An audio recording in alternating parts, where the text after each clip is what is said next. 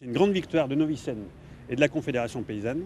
L'État reconnaît aujourd'hui que le chantier des 1000 vaches est illégal et Michel Ramry a reçu l'ordre de démolir son bâtiment. Elle sonnait comme une victoire définitive, cette sortie du ministère hier midi, mais sur le terrain, la situation est bien plus complexe. Michel Ramry a obtenu l'an dernier un permis de construire pour l'ensemble de son projet, dimensionné pour 1000 vaches.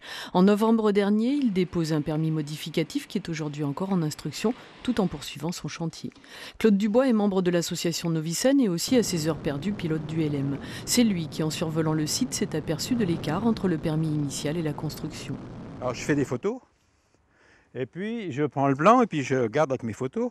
Mais je dis là, l'espace, là, quand on voit sur le plan, on voit il y avait un petit espace. Et puis je dis là, l'espace, il est beaucoup plus grand. Alors, donc j'ai pris un type de 6 mètres, fait les règles de 3 par rapport aux côtes. Et puis je dis là, il y a quelque chose qui ne va pas.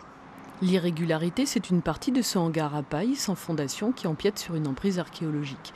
Alerté, le préfet avait diligenté une enquête puis transmis des procès-verbaux au procureur. Et ce que le représentant de l'État demande à Michel Ramry, c'est une mise en conformité du chantier avec le permis de construire initial.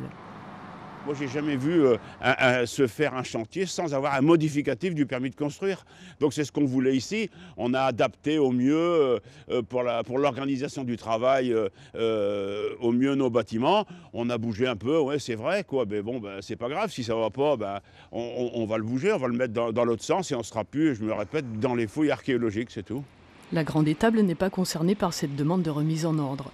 Après l'irruption de force sur le chantier, Novi-Seine veut poursuivre son action en déposant lundi un référé auprès du tribunal administratif, espérant faire annuler le permis de construire.